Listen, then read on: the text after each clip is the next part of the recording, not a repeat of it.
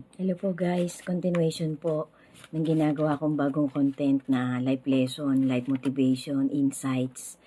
Konting booster lang po tsaka uplifting para sa lahat ng dadaanan ng content ko na to.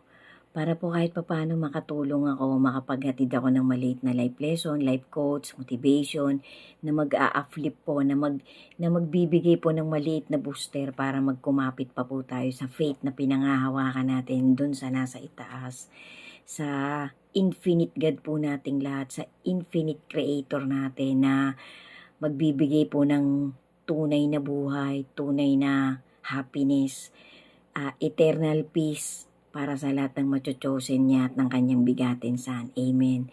God bless us all po. To God be the glory po. I'm so grateful po sa lahat ng makakapanood at magtatapos ng bawat part ng bagong life motivation na content ko na to. Amen. Ingatan po lagi natin ang faith natin sa ating Creator. So, number 7 na po to guys. Number 7.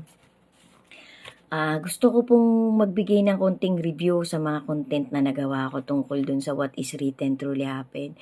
Actually, parang what is written truly happen din po to. Halo-halo lang po. Mga life coach, life motivation, mga tungkol sa mga updates na pangyayari sa last generation ng humanity na kinalalagyan po nating lahat.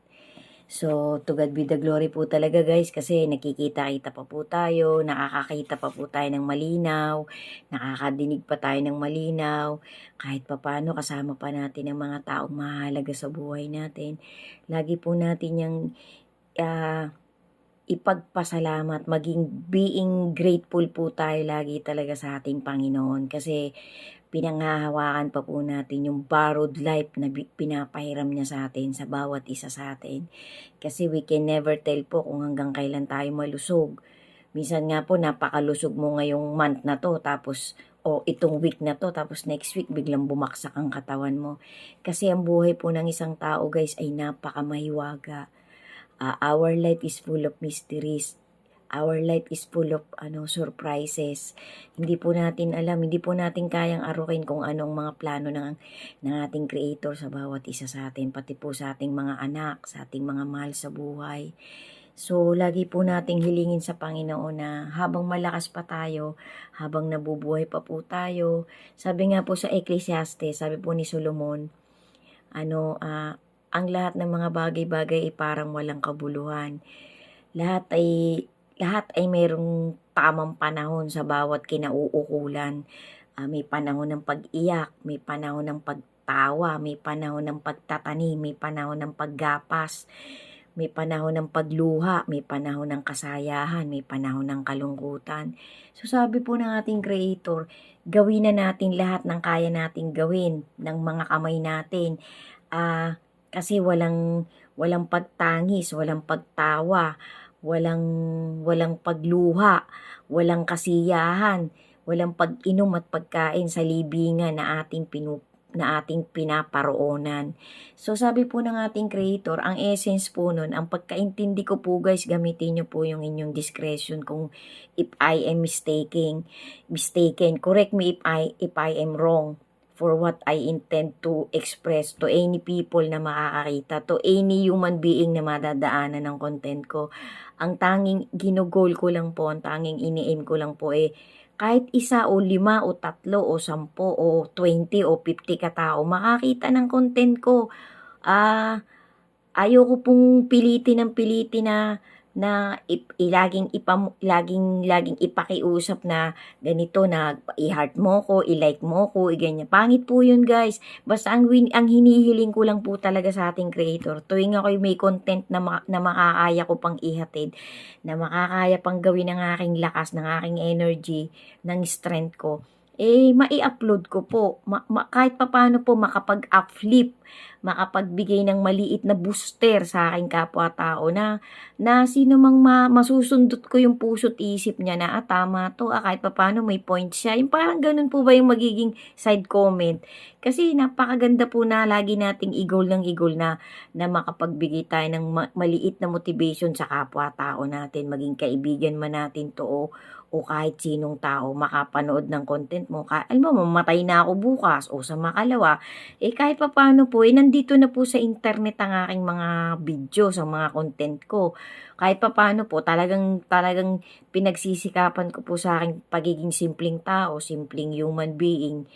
Isang simpleng ordinaryong tao lang naman po ako na nangangarap na kahit papaano meron man lang makapakinig o makakita ng content ko na kahit papaano mapakinggan niya, matapos niya ang bawat isang content ko, lalo na itong may mga part-part.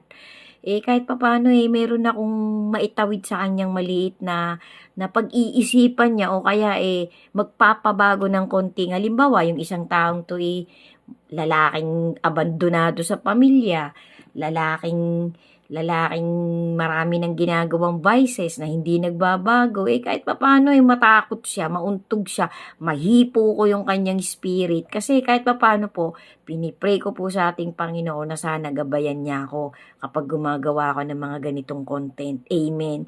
To God be the glory po talaga, guys. Kung minsan po hindi natin maiiwasan, may mga basher tayo. Ako po, minsan po hindi ko na po binabasa yung mga nag-aano sa akin. Yung mga, siyempre minsan may maiiwanang message sa'yo kahit hindi naka-add sa'yo, kahit hindi nagpa-follow sa'yo. Merong mga ways po para makabasa ka pa rin ng comment Hindi ko na lang po minsan binibigyan ng atensyon yan kasi minsan po, yung mga basher ng ating mga kapwa-tao natin, minsan dagdag stress lang yan. Minsan po punong-puno na ng stress yung buhay natin, di ba? Ako po, yung iba po nag-unwind, talagang gumagamit ng mga social media. Yung iba naman po parang nang i-scam. Marami po ngayong scammer, kaya mag-ingat po tayo. Kahit saang lugar po, kahit anong parte ng mundo, marami pong mapagsamantalang tao. Lagi po nating i-pray sa Panginoon na ilayo tayo sa mga ganong tao na ang ibigay sa atin mga matitinong kaibigan, mga mapagmalasakit at mapagmahal na kaibigan at kapwa-tao. Amen. Kasi sa dami po ng blasphemer, sa dami po ng gagong tao, sa dami po ng taong mapagsamantala, yung gagawa talaga ng kasamaan para lang makinabang siya. Sabi nga po ng ating Creator, ano bang mapapala ng isang tao kung magain niya ang buong yaman at buong glory ng mundong ito? Wala po.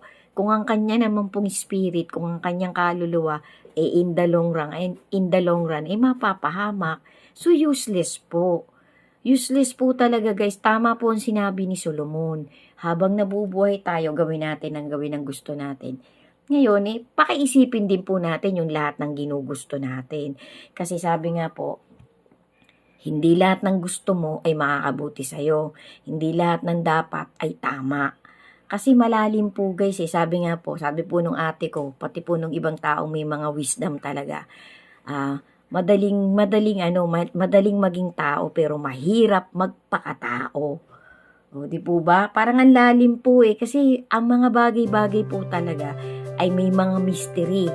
May mga pangyayari pong sa likod ng pangyayaring yun, may misteryo.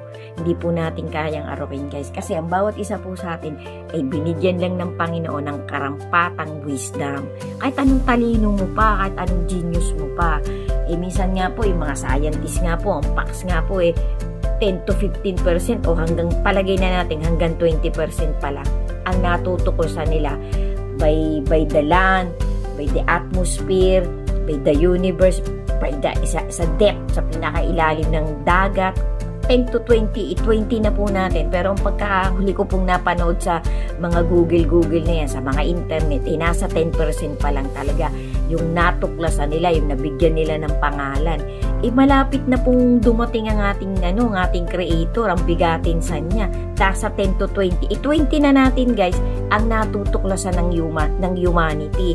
So kumbaga kahit magtuklas ka pa ng magtuklas, malilate ka na. Ang mas maganda po para po sa akin, ang POV ko, ang magpakaaligaga tayo ang magpakabuti tayo, magpakatuwid tayo, talikuran natin lahat yung mga past na mga maling ginawa natin kasi para po sa preservation, para po sa salvation ng ating spirit. Kasi yun pong nasa loob nito, yun po yung pinaka-importante, yung kaligtasan nun, guys. Sundan nyo pa po, guys. Thank you so much po sa lahat ng magtatapos ng bagong life motivation content ko na to. To God be the glory po. I-pray po natin lahat ang kaligtasan ng bawat isa, lalo ng pamilya natin, ang sambahayan natin. Pagtiwalaan po natin ang infinite creator natin na walang ginawa kundi magmalasakit sa lahat ng kanyang creation. Amen. To God be the glory po. Thank you po for watching. Sundan nyo pa po yung susunod. Amen.